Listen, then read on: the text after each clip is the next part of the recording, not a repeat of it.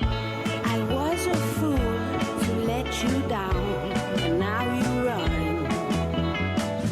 Oh, now I'm crying, 'cause I want you back. Hello, everybody, and welcome to the Spoiler Warning Podcast. This is the review of Don't Worry, Darling. I'm Christopher Schnese. And I'm Stephen Miller. And if you're joining us for the first time, the Spoiler Warning Podcast is a weekly film review program. Each week in the show, we're going to dive in, debate, discuss, and argue over the latest films coming to a theater near you. This week, we're here to talk about a little film that I think even if you don't care or watch films or anything, you probably know about the existence of this film because this film has like the most drama around it that you could possibly want for your film. Some might say that's a good thing. It helps get the word out for your film, might make people want to see what all the drama was about. But my question for you, Stephen, is when you were watching this film about, it's kind of a story about one woman versus many, one woman that other people might see as, throwing a wrench in the operations or, just overall somebody that is kind of being gaslit by a bunch of other people. Could you not help but watch this film with the context of all the drama around the story and to see how ironic it is that Florence Pugh is playing this character? Yep, definitely. I mean, I think the drama melds with the movie in a interesting way. I think it's fair to say a lot of people are only watching it because of the drama. So, good for the movie in that regard. Like Alamo was pretty much sold out in my screening. And I know Olivia Wilde has a draw and God knows Harry Styles has a draw, but still, I don't know if I believe this movie would have packed that kind of crowd if not for the drama. But the fact that it is a kind of woman standing up against gaslighting, and then the drama surrounding the movie has largely been, as far as I can tell, a bunch of self-owns of all the ways that the movie's production and the people behind it haven't always lived up to the same level of integrity as the plot of the movie wants you to strive for. And I gotta say, I don't know what's fair, because we live in the age of, you and I listen to podcasts, right? So I will routinely listen to a 90-minute episode of What the Fuck with Mark Maron. And then a day later, I will see a headline that pulls one sentence that Andrew Garfield said from the interview and be like, Andrew Garfield slams people who are opponents of method acting, says blah, blah, blah. And it's I know they talked for 90 minutes. You're not going to say everything exactly right. And the headline will make it seem like you're making a big deal out of a thing that you might not be. So for all I know, Olivia Wilde, when she said that shit about, quote, why she fired Shia LaBeouf, or when she made a big deal about women's sexuality being portrayed on screen and all this stuff, for all I know, that was her in a 90-minute conversation just trying to survive a goddamn interview. And then people take the snippet that they want to hear, and then they're like, look at her acting like she's this champion of feminism when she's actually a hypocrite, blah, blah, blah. I don't know what is real and not real with this movie, but it is definitely ironic, at least the narrative that has come out about it, given the way the movie operates. Yeah, what if she was trying method directing and she put the rest of the cast up to all these attacks and treating Florence Pugh this way, specifically to drive the performance that she needed to convey the story she wanted to convey in this film? Yeah, my first of all, that's some Kubrick shit. My theory here, based on two data points, which is this and the Q&A for Booksmart that we were both at in when SF Film Festival did an early screening of it, is that Olivia Wilde is maybe unfairly a victim of how other people perceive her success. In the Booksmart Q&A, loved Booksmart. It was fun. It was funny. Had a great time. The Q&A was all a bunch of people in the audience showering her for being the first woman ever to direct a women-led comedy. They were putting her on a pedestal that she was not putting it on. And there is no graceful way to answer that. You can deflect it and then be awkward, or you can own it and then seem like you are wielding the mantle of feminism more strongly than your movie necessarily needed to. It's a no-win situation to be put in that place. And I think with Don't Worry, Darling, it seems like it happened again, where it's like everyone is thinking about Jason Sudeikis, so they like want her to be like stand in as woman in general in this like grand universal view of man and woman that culture is watching, and they're like, isn't it wonderful that you showcase a woman, you know, being pleasured by a man? Isn't that great, Olivia? And she can't do anything but sound infuriating after that. Yeah, so yeah. I feel bad for Olivia Wilde, basically. And we'll get into it when we review the movie, but I don't know if she deserved all the shit that came her way. Yeah, and it's kind of ironic too, like, which we'll get into in the necessary spoiler segment for this film. Just the type of people who would attack her based on nothing but the fact that she made a film that has women in it is right. It's an interesting turn of events, I guess. Yeah. But I do think no matter what, the drama is the most interesting part of this movie. So, yeah, I mean, I don't know that I feel bad for it, because I don't know if it would have gotten the draw it did without all of the ridiculous drama. I don't know if it needed Spitgate. I think it was already at all the tickets were sold that were going to get sold for this before that happened. But I'm here for it. The crazy thing about the drama is like you know me. I am never up on the gossip. Like routinely on the podcast before, I would be getting updates on like months old news from Carson on just things that like I should have known but just never absorbed through popular culture. The drama around this film was so weird to me that I was being pulled in because I didn't understand how it could possibly, like, how these things could possibly be even related to anything related to this film. Like, I was like, what? Right. What do you, why? I don't, like, I want, like, New York Times to do a deep dive. Like, spend 6 months getting to the bottom of what the hell Serial season 4. I'm telling you, like, it was one of those things where it was eating me up. It was like the Lewis Black skit about if it weren't for my horse, I wouldn't have spent those years in college or whatever.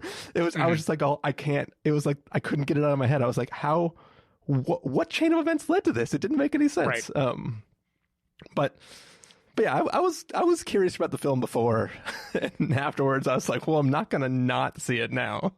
Yeah, no, absolutely. And I don't think we ever talked about it. We both just knew we were reviewing it this weekend. Because why wouldn't you? It had to be done. Yeah. Well, can I tell you, and this is like a kind of niche thing that not many people in the world will resonate with, because I don't think many people in the world saw this movie. I keep wanting to call this "Don't Worry, Darling, He Won't Get Far on Foot" because of that movie that we both watched, starring Joaquin Phoenix. Yeah. Yeah.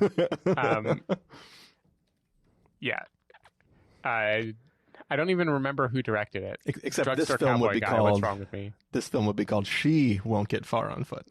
Yeah, she won't get far on foot, and she does actually get fairly far on foot when it matters. That is true. He directed "Don't Worry, He Won't Get Far on Foot." Yeah. Anyway, yeah, I think because we watched both of them at the Castro Theater during SF film festivals, they're just like, no, we watched Booksmart at Castro Theater, and then we watched Don't Worry. Anyway, it confuses me every time. I still routinely just spontaneously think of the scene of him just flying down the sidewalk in the wheelchair and just wiping out. Right, that's that movie, right? Yeah, that's the movie. Yeah. All right. Anyways, we're not here to talk about that film or Joaquin Phoenix, but we are here to talk about Don't Worry, Darling. So what do you say, Stephen? We get into it. Let's do it. We're going to take a listen to the trailer for Don't Worry, Darling, and then come back and give you all a review. I have it. Focus, right here. Have a little drink. Yeah, I will.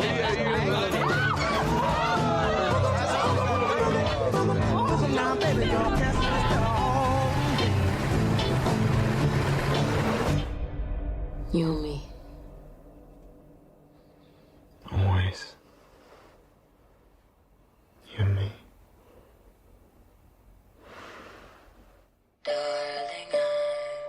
All of you wives.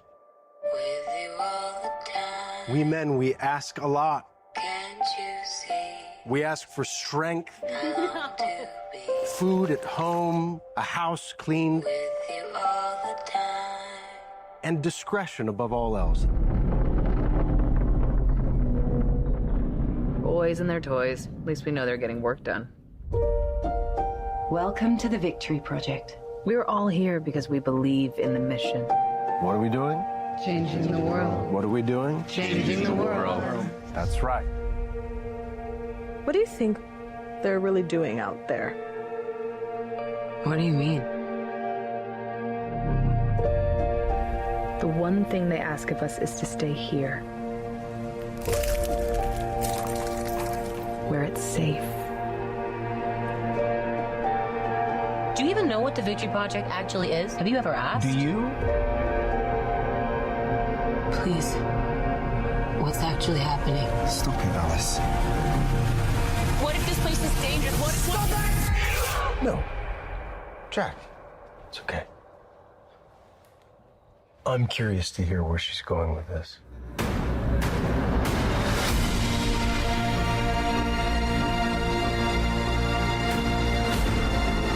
I need you to listen to me. They're lying about everything. We are not going backwards. We're pushing forward. Everyone is acting like I'm crazy. And I'm not crazy. Our life together. We could lose this. I don't trust it.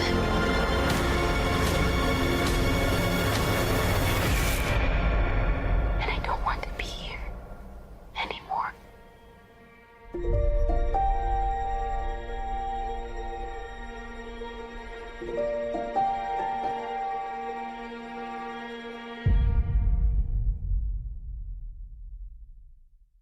That was the trailer for Don't Worry, Darling. Reading the description from IMDb, a 1950s housewife living with her husband in a utopian experimental community begins to worry that his glamorous company could be hiding disturbing secrets. Stephen Miller, what did you think of Don't Worry, Darling? I thought Don't Worry, Darling was mostly perfectly fine, not bad of a movie. I don't mean to damn it with faint praise. I just mean like it was a fine movie. Like it wasn't a movie that was like a hot mess, I didn't think. It wasn't a movie that was infuriating me. It looks and feels, like Harry Styles famously said in an interview, like a real movie. It's a like movie-ass movie. Yeah, it's a movie-ass movie, and I agree when watching it. Like, a movie that is not a superhero film or like a heartfelt indie or whatever, it is rare for there to just be a like straight down the middle, reasonably big budget movie doing its own thing. And this felt like that. Like, I feel like Olivia Wilde, if not for all the drama surrounding the movie, this would be a weekend where people watch it. They go, hey, she did that. That was like a pretty okay movie. It's like a feather in her cap, and then the world moves on. Like, I feel like she directs it pretty well for the most part. I have some problems with pacing. I think the trailer in particular gives so much of this movie away that for the first, I'm going to say 80% of the movie, I'm not sure I saw anything that wasn't in the trailer. But I don't really blame a filmmaker for the fact that the trailer gives too much away. You know, it is what it is. I think the movie gets a bit repetitive. It has some visual sequences that it returns to over and over again that are really effective the first time around. We see a lot of them in the trailer. We see dancers kicking their legs up, and we see, like an image of an eye, and we hear some audio cues. There are things that the movie does to say something is afoot in this victory land, whatever they call where they live.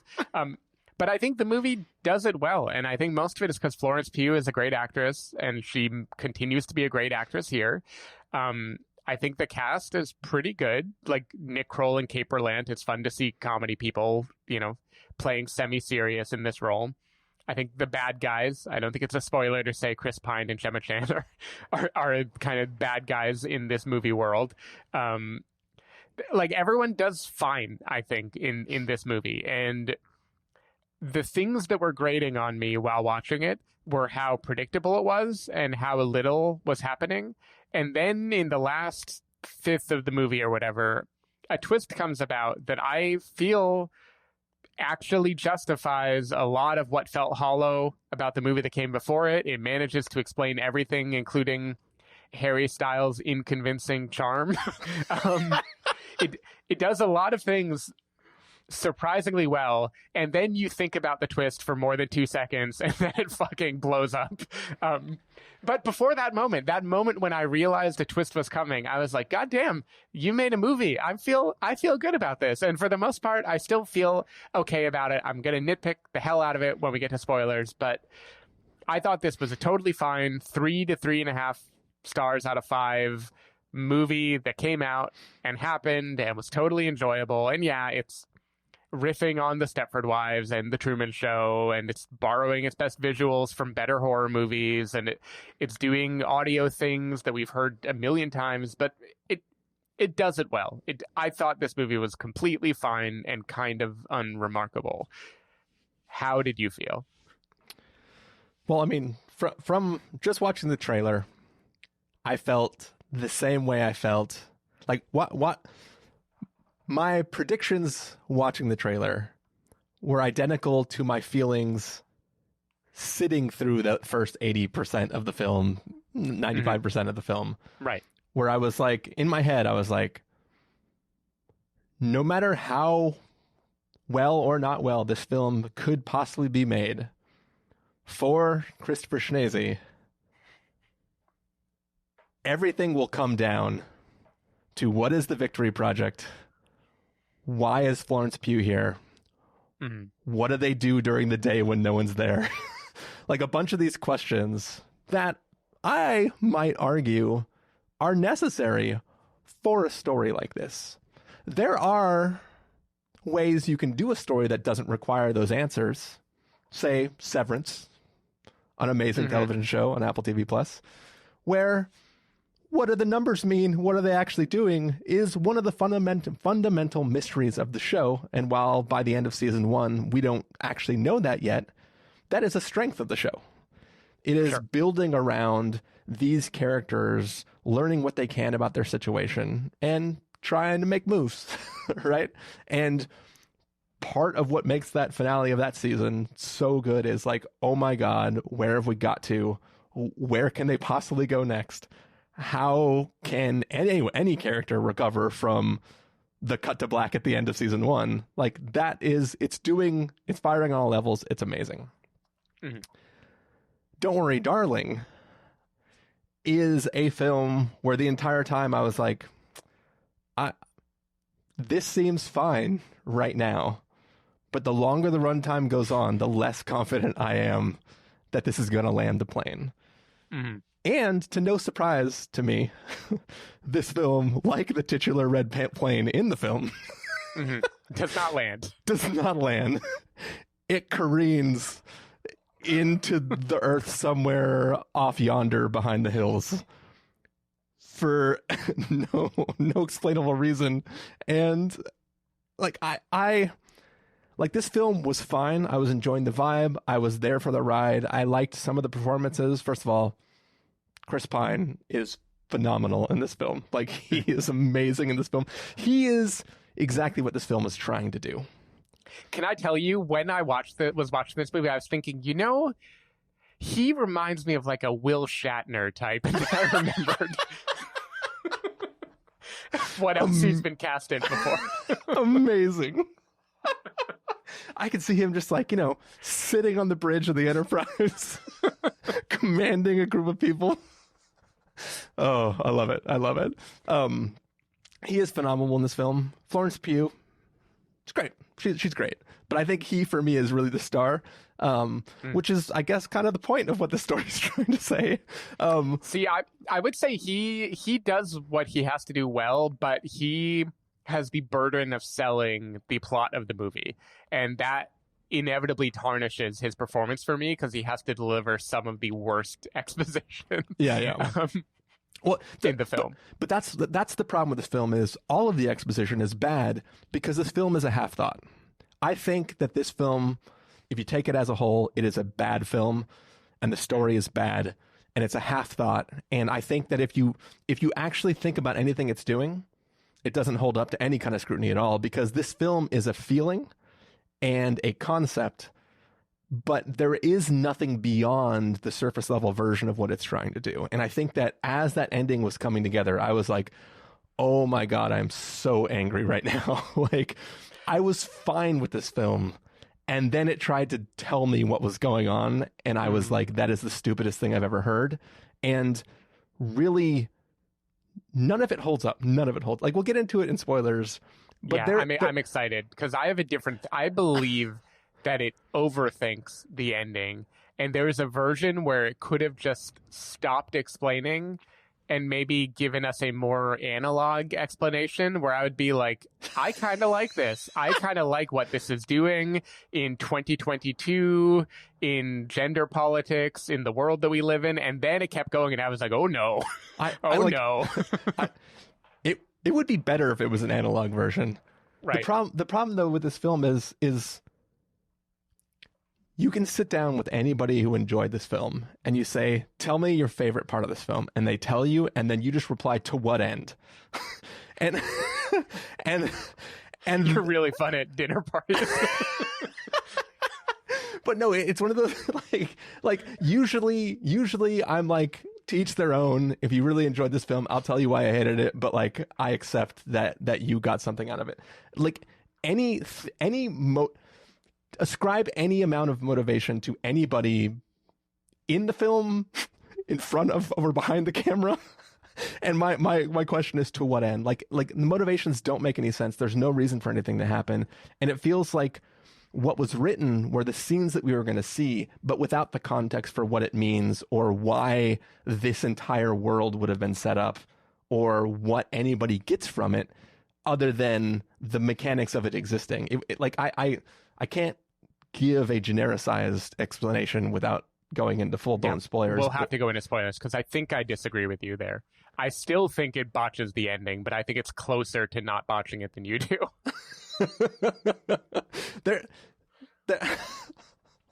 There is a character that buys into victory.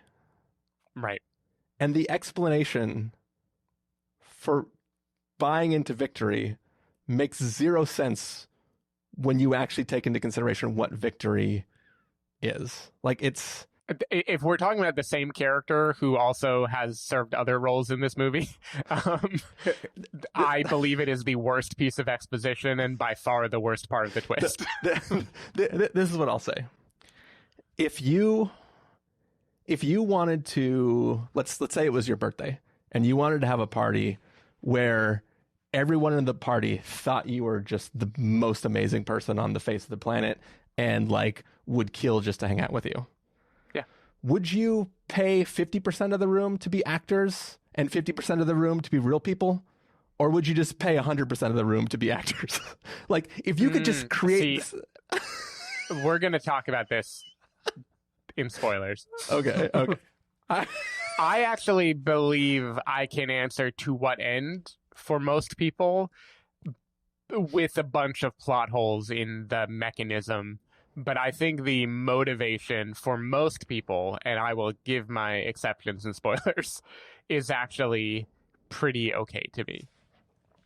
Yeah, I just think... I don't recommend it. I don't support their motivations, but I buy them. To me, I think that victory doesn't benefit anybody.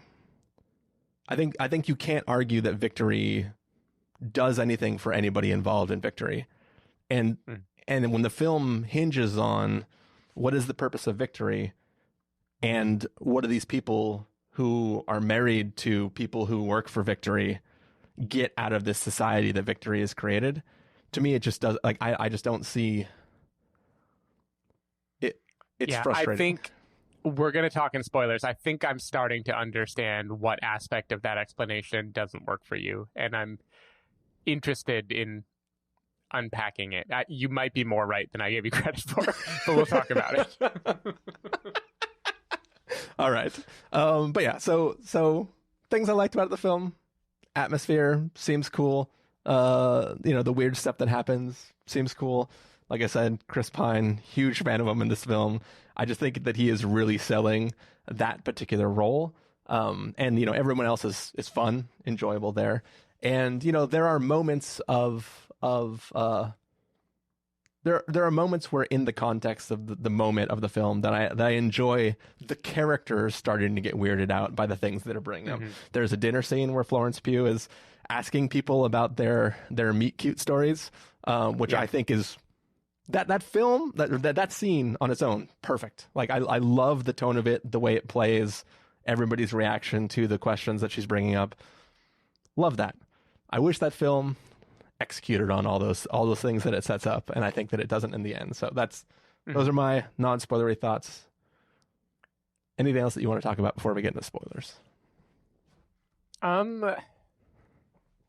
don't know. I mean, I alluded to horrific elements, like more like psychological thriller visuals that happen, that may be happening in Florence Pugh's mind, may be happening in the real world. Many are in the trailer. There is a scene of suffocating that made it hard for me to breathe while I was watching it. There's a scene of the walls closing in that is very much like Repulsion and other movies about like places being disturbing. There's creepy dancing a la Suspiria. There are things that I did think were actually executed very well visually in this movie, and in general, it does well at the trippiness of it. I don't like how many times the Men soundtrack comes on, and we just hear ha ho ha ho, or that kind of stuff. I don't dig that. I feel like that trend in movies needs to go away. It's happened enough recently, but on a whole, I thought it did well at maintaining the kind of creepy visual. And also, there's a scene when a character is harmed on a roof that I think is genuinely creepy and disturbing, and everything about the tonal aspects of the film work great when it is operating at that level. I do think there's some laziness when it comes to this kind of elliptical storytelling where it cuts, and sometimes it's because Florence Pugh doesn't remember, and sometimes it's just because the movie doesn't feel like explaining to us what happened in between scenes. And my biggest criticism of the plot, other than the twist ending being botched, is that Florence Pugh suffers from a classic main character issue, which is not just saying a thing to her trusted partner, but saying it to everyone out loud for the first time. And there are a lot of conversations that I feel should happen in this movie that don't, and that is just kind of lazy storytelling. I'm going to try to be vague, and I'll dive into it more in spoilers. If there was a good explanation for what victory was, let's pretend you and your wife live in Victory. Yeah. Right? And you work for Victory. Sure. If she is, once again, in the context of the film, acting out, wouldn't you just tell her what you do for Victory? So that way she would stop trying to find out what you do for Victory. It's almost as if the answer to your question could be solved by having a good explanation for what Victory does, besides changing the world. Because do you mean a true answer? I mean any answer. Like, it's a problem where, like, the only reason Florence Pugh is worried about what the hell Victory does is because she doesn't know what Victory does. So he could tell her anything that is convincing, rather than try to gaslight her in a way that is like, hey, stop acting out. Everyone else is fine in Victory. You are just being dramatic. He could just be like, okay, I'll tell you. Here's the deal. This is what I do every day when I go. This is why it's so important that we do it. I will start sharing my stuff with you. She could literally be his confidant. Like you earlier, just a second ago, you said your trusted partner. He could gain the trust from her and keep her from like having these outbursts that endanger their place at Victory. He could gaslight better. Basically. Yeah. He could. We'll call it like it's like a white lie version of gaslighting, right? Yeah. It's like a little white gaslight. Yeah, just like a little mist of gas. Yeah, it's like gas dimming. I don't know. I get it. We'll talk about the psychology. Yeah, it's almost as if the filmmaker couldn't write anything that he could tell her that would convince her that Victory is important. Yeah. Well, which is funny because there's a version of this story where the wool falling from her eyes or whatever has nothing to do with the question of what do all the husbands do for work, right? Yeah. You could imagine a Truman Show thing. This even has that in the trailer with like the egg that's empty. You know, there are things like that you could imagine happening. And so it kind of like didn't need that to be the reason she is freaking out, but it decided to do that. And then I agree, there's no good reason for that because we'll talk in spoilers, but people could easily lie. Even that Truman-esque version of the egg, right? There are two ways you could read that scene. One is the city of victory is some sort of facade. Mm-hmm. The eggs are fake because Nathan Fielder is running it. Like it's the rehearsal, right? Like that. Exactly, that's one way you could do it. Or all of that was some delusional thing that she was just seeing in her head, and she was actually smushing eggs on her hand, and they were falling all over the table. But she was seeing as an empty eggs, right? Mm-hmm. The problem is there's nothing in the text of this film to explain which of those it is. It could be both at the same time, right? And I think that is, I wish the film was strong enough with its convictions to say, we are going to truly stick to one version or the other. But it feels like it's just playing with the visual weirdness of these type of stories.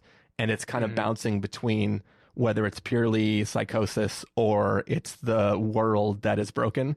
And it kind of plays in both spaces and dips in and out of both. And I kind of like that was putting me on edge a little bit. And then when the end happens, it just makes me go backwards and go like, yeah, fuck all those scenes.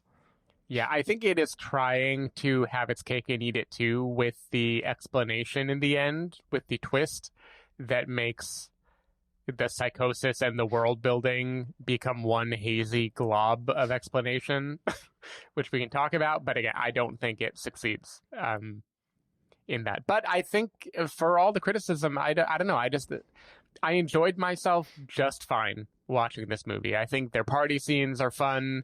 Their Mad Men-esque whatever lifestyle is fun to watch for a while. I think when shit goes crazy, it juxtaposes well against that kind of fun party lifestyle. I think Chris Pine is a lot of fun to watch. I think Florence Pugh is a lot of fun to watch. I don't know. It was a totally, totally fine movie to me, and I'm not someone where the explanation can make or break it as much. It can make it not be great, you know, but it can't make it no longer enjoyable. It's just like, well, it was an enjoyable movie that didn't know how to land the plane. Yeah. Cool. Well, Stephen, we have a lot to talk about in spoilers for now. Yeah, we have a plane to land. Yeah. Somebody's got to land that plane, Stephen. A plane that, by the way, I feel there is no explanation for by the time you get to the end of the movie. Oh, I mean, there's an explanation for it. It's just not good. Okay. I mean, that's one of the things that makes me so mad is because like you're not the first person who said like, what's the plane about? And like I just make the very serious face and I'm like, the plane is just because of X. And that's literally it. And then I get really, really mad.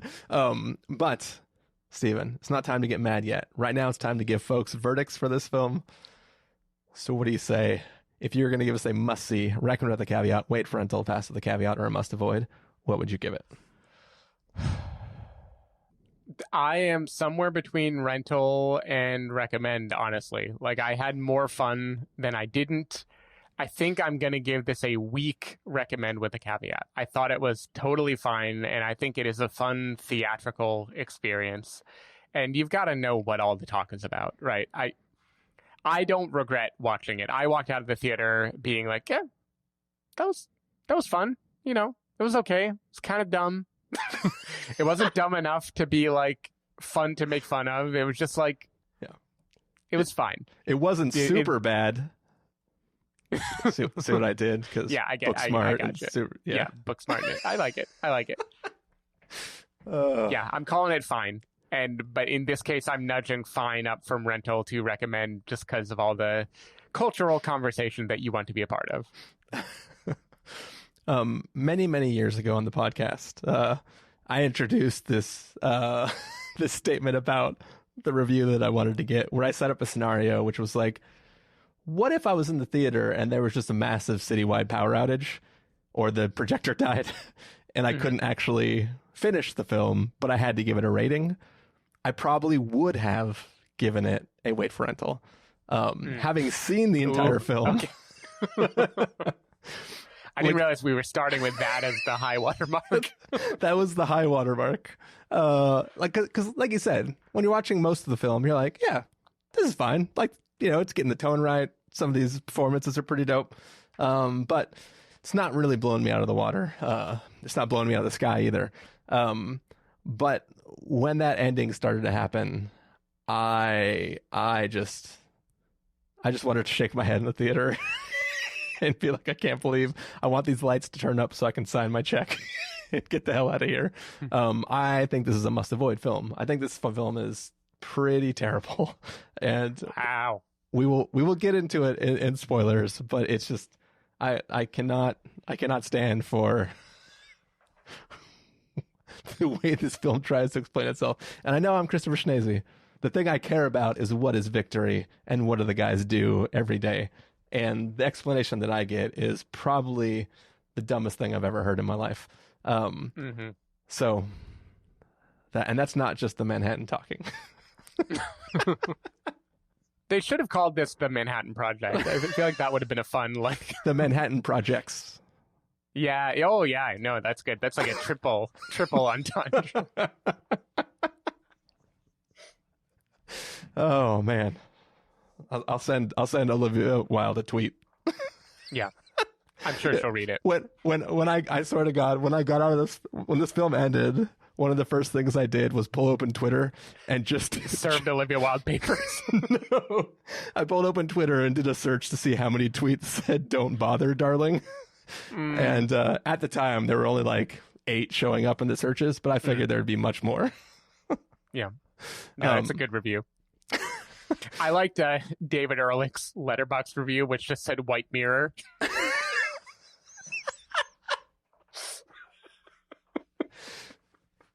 I appreciate that. That's pretty good.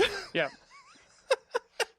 See, I find it funny when people bash this movie, even though I did not feel it worth bashing. But it's a good creative exercise for everybody. Yeah. But yeah, that's going to do it for the non-spoiler part of our review of Don't Worry, Darling. We are about to get into what will be a lively spoiler section in a second, but for now, we have to say goodbye to people who haven't seen this film yet and who might still want to see it. So Stephen Miller, people want to find you throughout the week. Where can they do that? People can find me at twitter.com/sdavidmiller or sdavidmiller.com. People can find me at ChristopherInRealLife.com or Twitter.com/ChristopherIRL. You can find the podcast over at thespoilerwarning.com, where you can get a bunch of the back episodes of the show. If you want to subscribe to the show, you can do so in Overcast, Stitcher, Apple Podcasts, or wherever podcasts are found. If you want to know when the episodes go live, you can follow us at twitter.com/spoilerwarning, facebook.com/thespoilerwarning, or instagram.com/thespoilerwarning. If you want to get a hold of us directly, you can send an email to fans@thespoilerwarning.com, or you can use the contact form on our site. Music for this episode will come from a track selected from artlist.io, so hopefully you are enjoying that. That music is going to fade up. Then, a few seconds later, that music is going to fade out, and we will be in full-blown spoilers. So, if you don't want to get crushed by a pane of glass as you try to wipe it down, you should, I don't know, figure out what you're going to do. We're going to talk spoilers. See you in a second.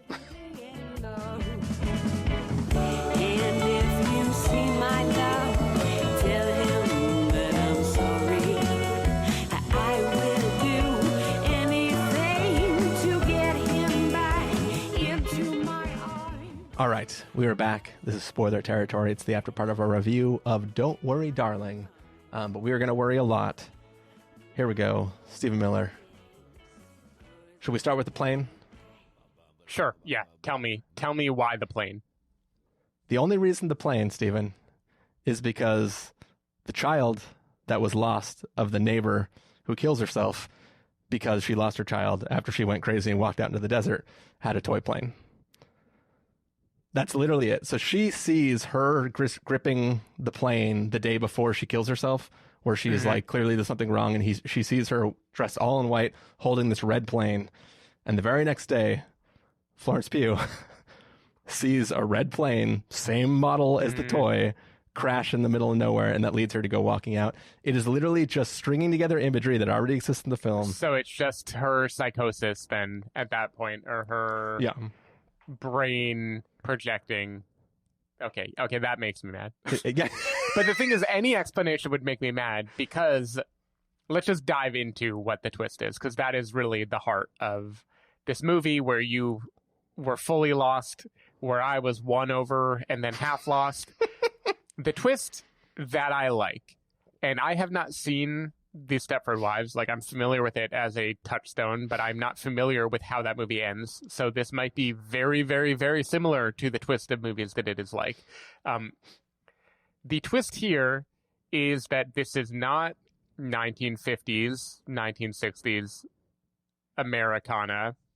This is modern day, and it is a bunch of incels that basically have been listening to, Joe Rogan, or not, not Joe Rogan. Who's the guy that like cries? The guy that cries and talks about masculinity. The internet will not let me down. But while I vamp, I will just, I'll go on in the meantime and say this is basically a movie about a bunch of guys who feel impotent and want to live in a world where their wives adore them and they feel macho and respected, and they all, because this is, 2022, watch Mad Men and see the Mad Men era as the world to aspire to and the kind of man that they would want to be. And now, Stephen, what is my response to that? To what end? Well, to what end? Like, I feel like that is a fine like, why do they do that? To feel more in control, to feel more in touch.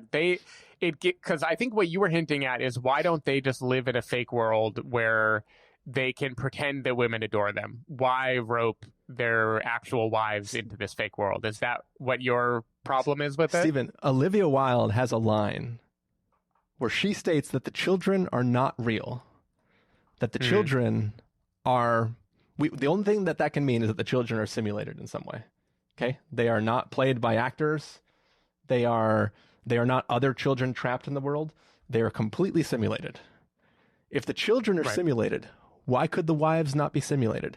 If you can just what's the weird, if you can weird science yourself your perfect wife, why do you need to kidnap a woman and brainwash her into behaving the way you want in a control? Like, to me, is it just they don't have the compute power to generate more than one city in the middle of the desert?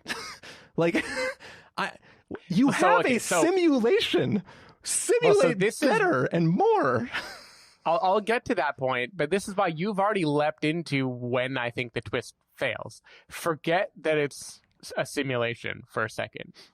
Imagine this is a bunch of guys that have been taken in by a cult-like figure. Jordan Peterson, by the way, is my reference of the man that cries and talks about masculinity or whatever. They've been red-pilled. They've fallen for this guy that says, this is how the world should be. This is when men were men, when wives were, treated as princesses, when they adored their husband, when a hot meal was always on the table. This is the world we lost. This is where we should go. I am starting a commune where we are going to live this way. Your real potential will come out. Join me.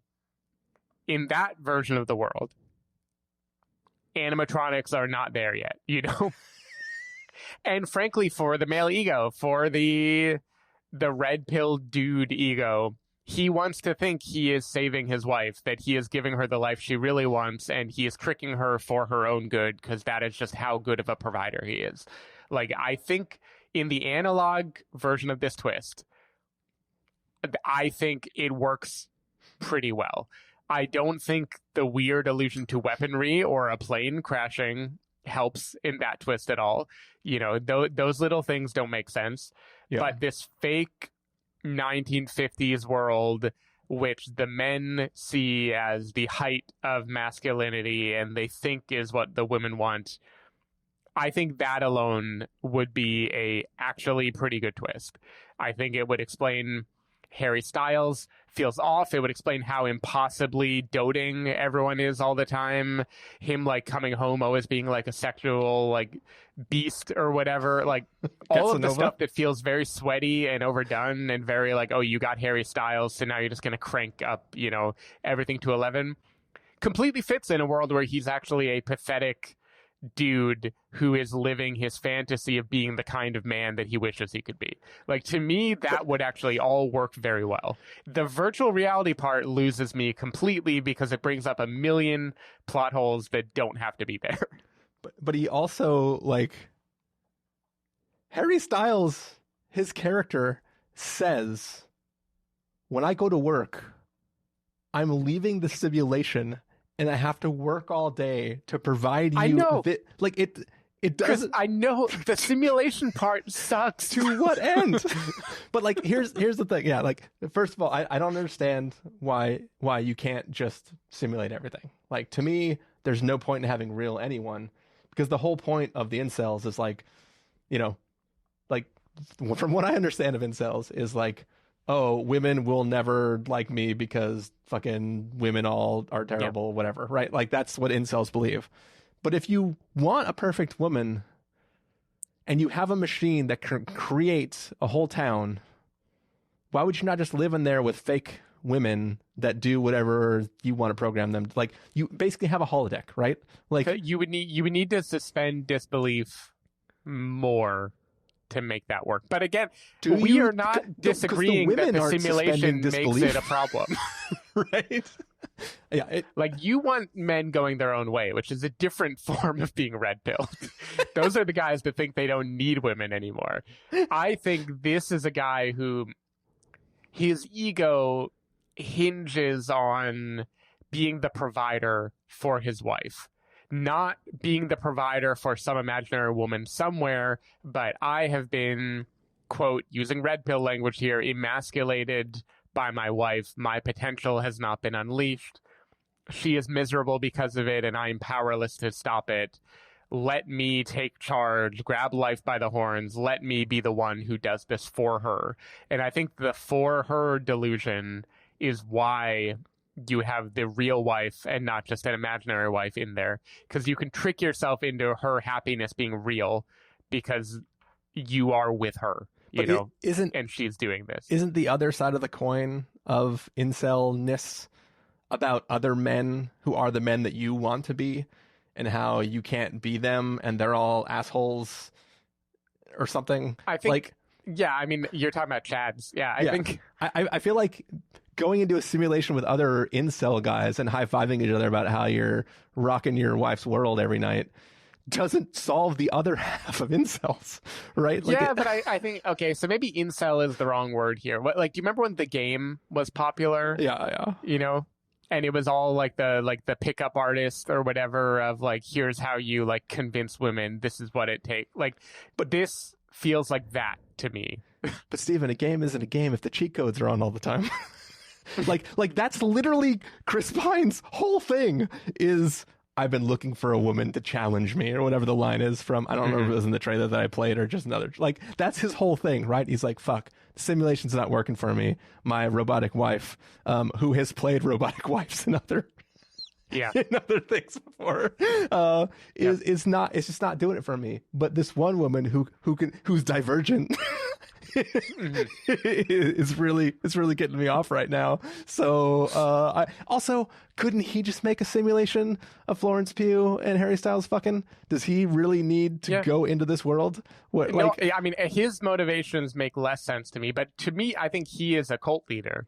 Like, he's an egomaniac or whatever. And that is why, again, I can't stress this enough. I love the twist when it isn't a simulation. I like the idea of the motivation being that men who feel impotent or weak in their relationships get to go to this world where they delude their wives, but they're not drugging them with fake happy pills. They are like deluding them into believing that they live in this time when women were subservient to men. And they think you are going to be happy and I'm going to be happy. Yeah. That alone I thought was a good twist. And when it was coming, I was like, whoa, movie, you've got more up your sleeve than I thought. I thought this was just going to be like, you know, a Truman Show ripoff, a fake world, and one person is pulling the strings. I didn't know you were going to make it so every man in the movie was like explicitly complicit and knew what the modern world was and wanted to. I didn't know you were making The Village, you know? Yeah. Like that was kind of my response when that happened. I will grant the moment it is a simulation, I have a lot of problems. My main problem, what I would call the free guy conundrum, is if you are a simulation, what are the rules?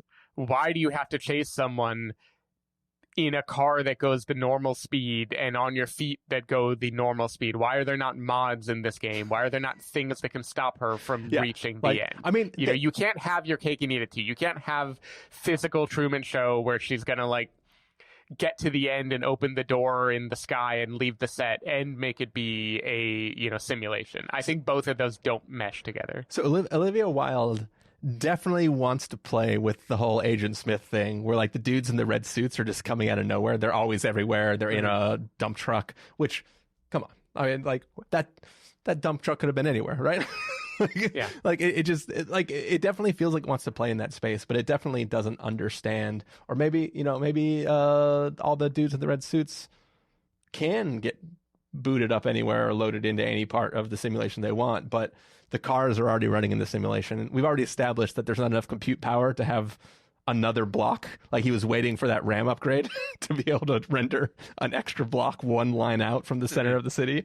So maybe they can't have other cars added to the simulation, so they have to run and grab an actual car that's already there. I don't know. Yeah. What they do for a living was interesting to me. I don't even know how I feel about it because, again, I kind of hate the whole simulation part of the twist. But the idea that the cult leader needs a way to make money, so he's basically farming out, doing real jobs to the people in return for getting to live in his simulation. Yeah. I'm okay with that. I kind of wish in the analog version of this that they were the red suit people. Like the husbands have to serve time cleaning up this fake world that they made. So the thing that I hate about it is this.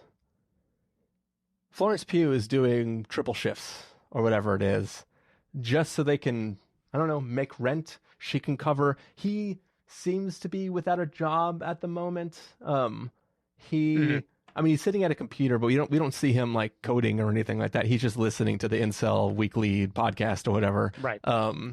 And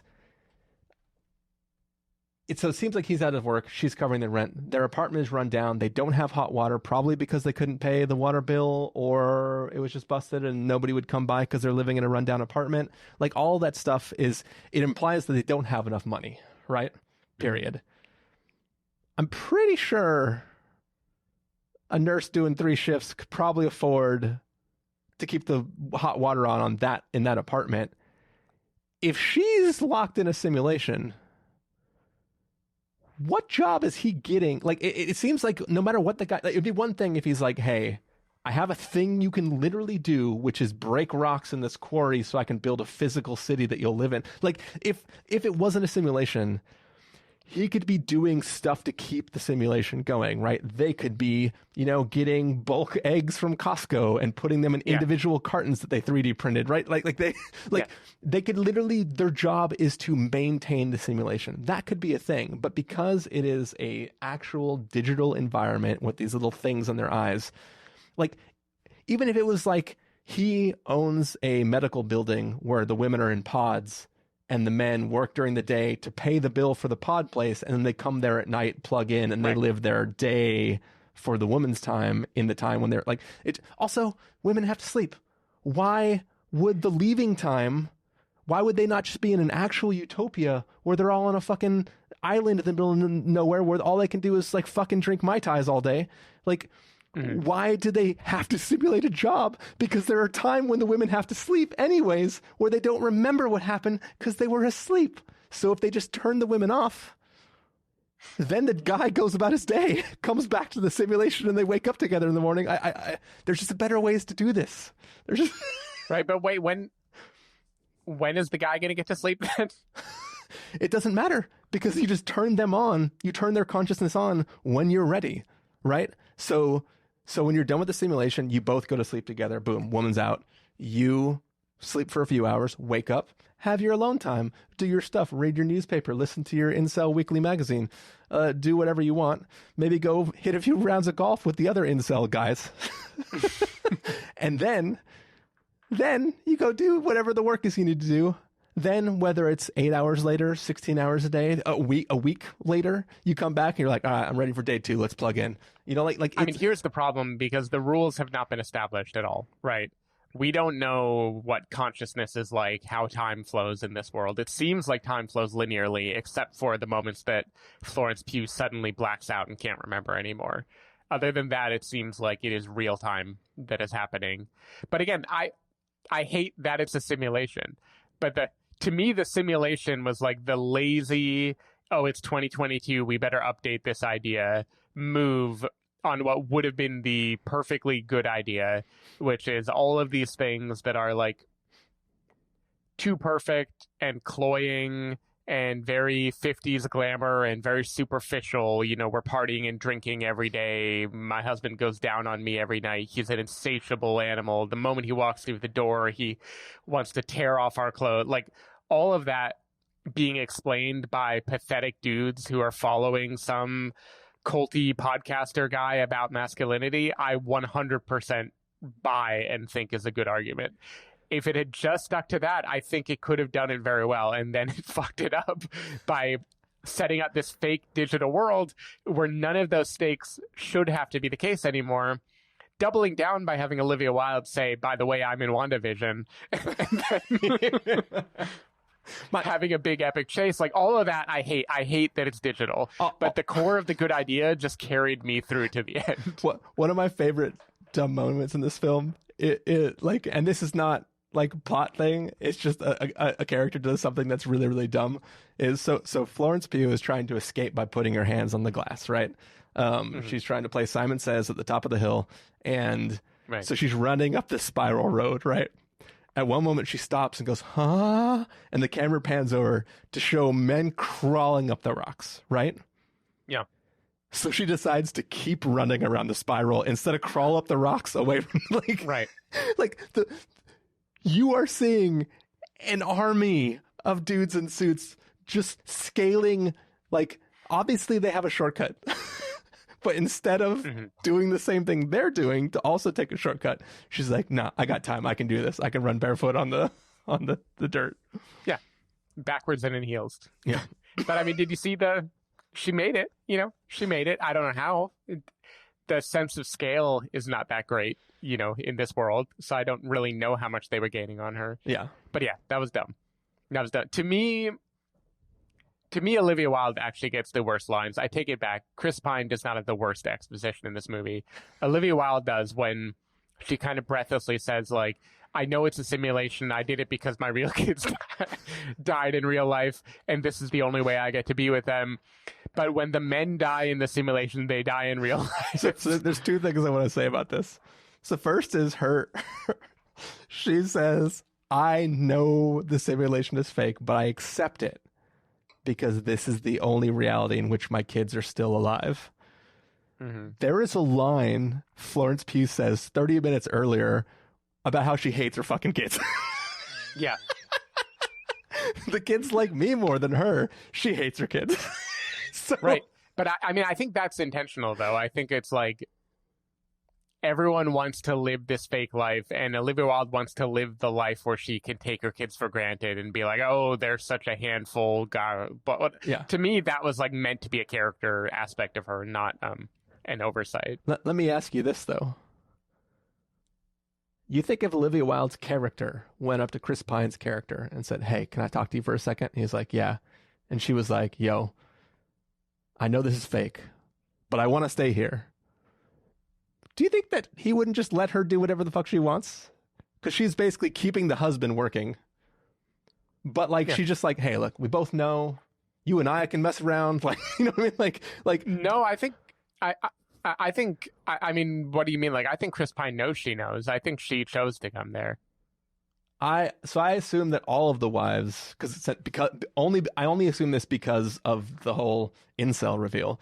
If it was just a matter of like, if the whole world had died and some rich billionaire, trillionaire, whatever, like if this movie was actually about like Jeff Bezos, a meteor was about to destroy the planet and he took like 12 dudes that he knew and their wives and put them in this fake simulation, and like the rest, like there was going to be a reveal where like the shield that the plane flew through. Mark Zuckerberg brought them to the metaverse. 12 bros eating sweet baby rays every day. Yeah, like if this was just like some rich asshole and like literally everybody's dead, but there's like 12 people left and their significant others, and he's just keeping this simulation going. Like that would be a reveal where I was like, that's pretty fucked up. That's crazy. You know what I mean? But because this was like incels trapping their wives, I was like, there's the only thing that makes sense is that Olivia Wilde's character figured it out and said like, you know what, I'll just go with it. Like I didn't. No, I think different people come here for different reasons, and her husband were both like traumatized by the death of their kids, and so they both decided to come into the simulation. Or this was like a frickin' Manchester by the Sea sort of situation. And fucking Nick Kroll was like, I don't know what to do with her. And he was complaining about her at a bar. And Chris Pine was like, have I got a deal for you? Right? Huh? Yeah. No, I like it. Think about it. Anyway, she gets the worst exposition. And also there's a very strange, specific way she says it, which is not the immortal words etched into our culture: if you die in the game, you die in real life. It is specifically, if the men die, they die in real life. Well, I heard man is the most dangerous game. Mm-hmm. But like, does that imply that Florence Pugh wouldn't have died if she died? Like, there's like a different gender rules about death. That was the part 2 that I wanted to circle back on, but I forgot it because of my other rant. I have a feeling there were, based on everything else in this film, that there were many different ideas at play, and that there was a different thing that got jettisoned at some point, in which like the men are dying for whatever stupid reason, but the women, because the men are like half plugged in, right? But the women are just permanently like, the women have basically been uploaded to the system. So the women are basically the consciousness. It's more like White Mirror, where the women's consciousnesses have been put into the simulation, but the men have to work. So they have to plug in, plug out, plug in, plug out. And because they are half in, half out, the death in one place happens in the other place.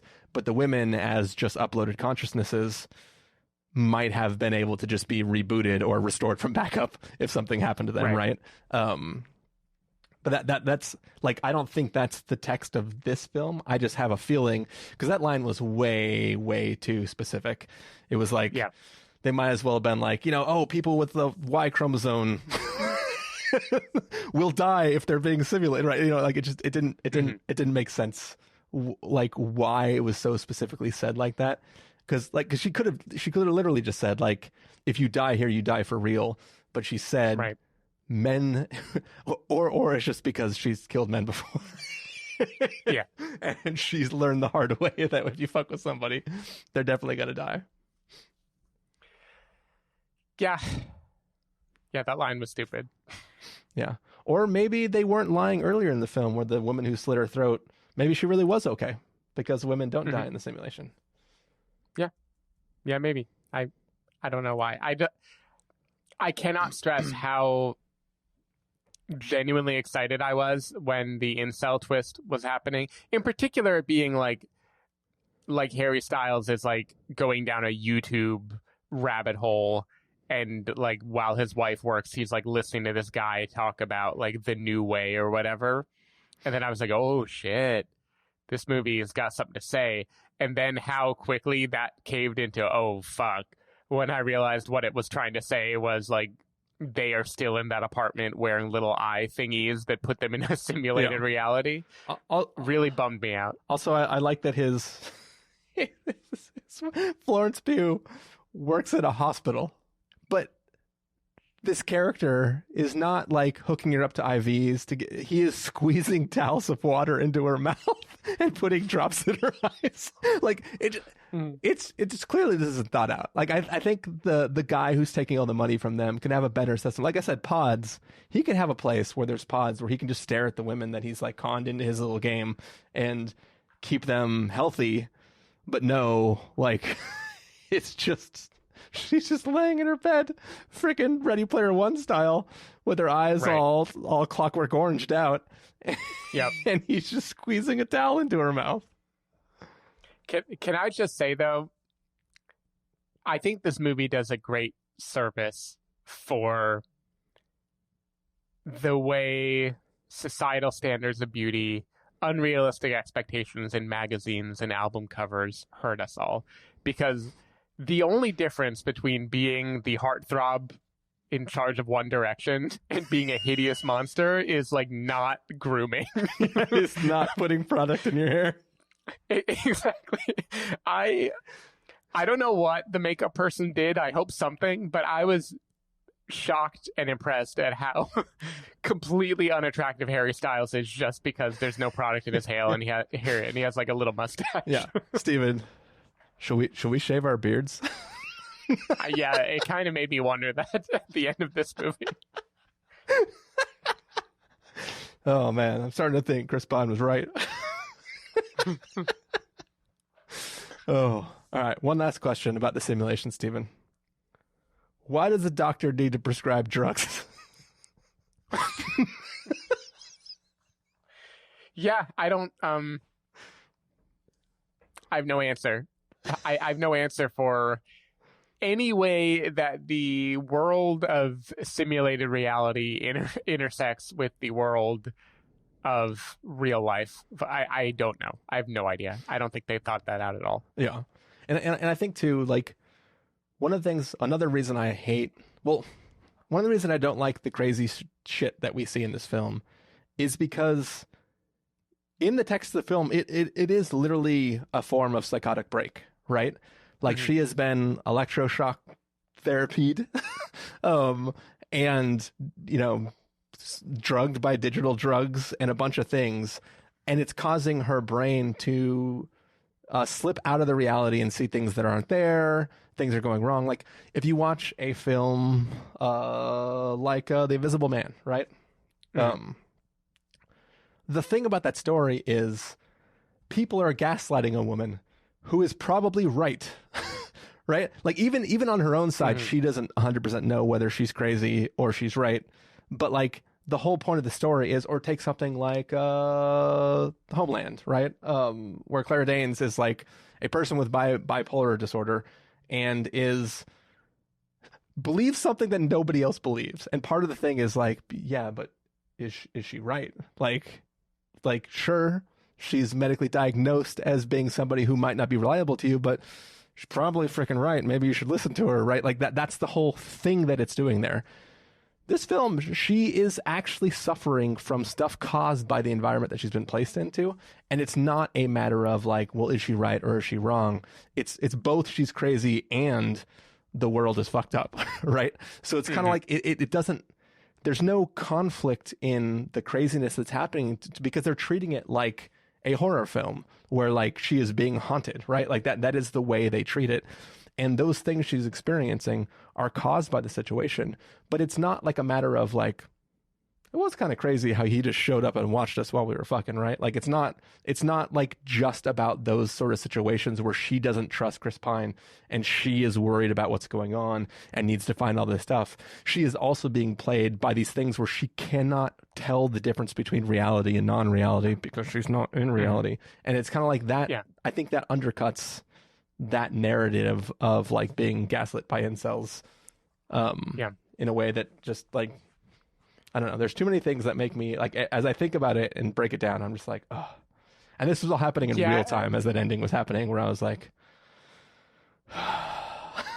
yeah. And it all is kind of confounded. Like I talked about how the explanation turns psychotic break and the world is fake into one goop because this is happening in her brain. It is like part of why the simulation thing is so dumb.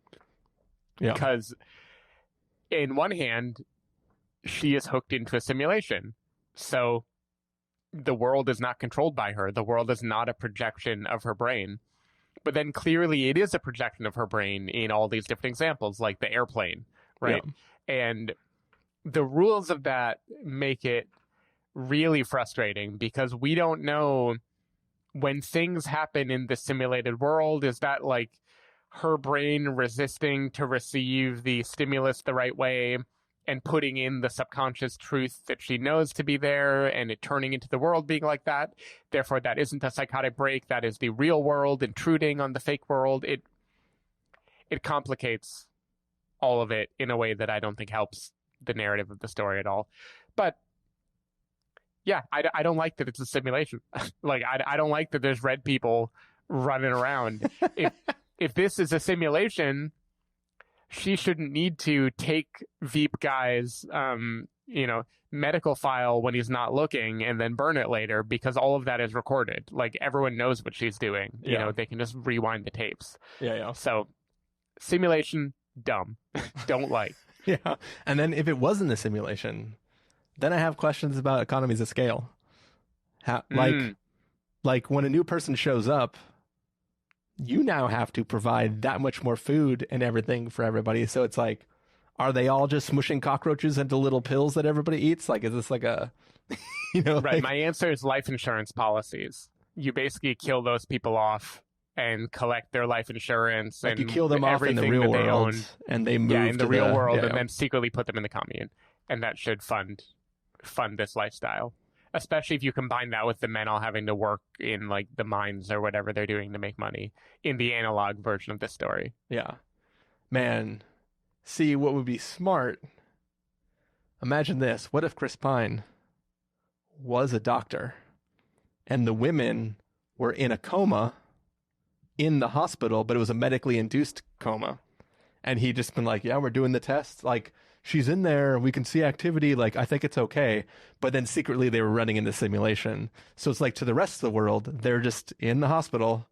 Like, and, people are coming in, sponge bathing them as part of their normal job. They have IVs giving them all the nutrients they need. Like, just have it be their actual medical condition. And then you can already see the reveal too in like the flashback when like she's walking in the hospital after her shift and she passes Chris Pine as a doctor. Think about it. Yeah, you did it. I think you're making a better movie. Yeah. So she's walking by, she slips, falls on the ground, and it's got that blurry view, and he's like shining the light in her eye to see if she's okay, and she's like, "Oh, who's this dreamy doctor?" And then smash cut to her just waking up in the middle of the the victory area. Yep. Yeah, I think unfortunately the twist was only designed to survive on a metaphorical level of women with potential. Like, for instance, she shouldn't be a nurse. Like you said, if she's working a triple shift, they shouldn't be living paycheck to paycheck the way that they are. But the movie wants her to be a nurse because she has like real career potential that is being squandered by the man. And the man has put them in a hamster wheel where he is miserable, but he thinks he's doing it all for her, even though he's subjugating her. And it wants to live in metaphor land, and then it turned it into sci-fi, and that doesn't work. Yeah. All I know is I have marked down enough things on my little note card here that I think I am going to remake this film, but this time from the man's point of view, and it's just going to be called Worry, Darling. Yeah, Jason Sudeikis directs.